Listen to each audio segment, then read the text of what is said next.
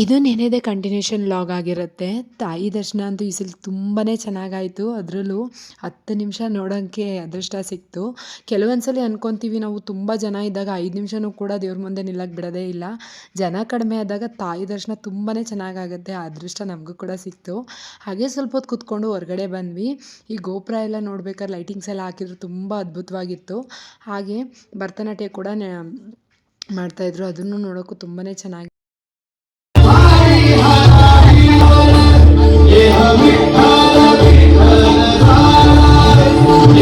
ಭರತನಾಟ್ಯ ನೋಡ್ತಿದ್ರೆ ನೋಡ್ತಾನೆ ಇರಬೇಕು ಅನ್ನಿಸ್ತಾ ಇರುತ್ತೆ. ಎಷ್ಟು ಚಂದವಾಗಿ ಭರತನಾಟ್ಯ ಮಾಡ್ತಿರ್ತಾರೆ.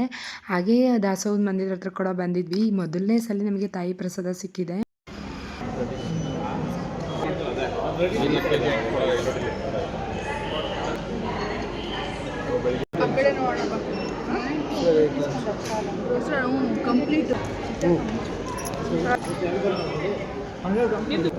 ಗೊತ್ತಿಲ್ಲ.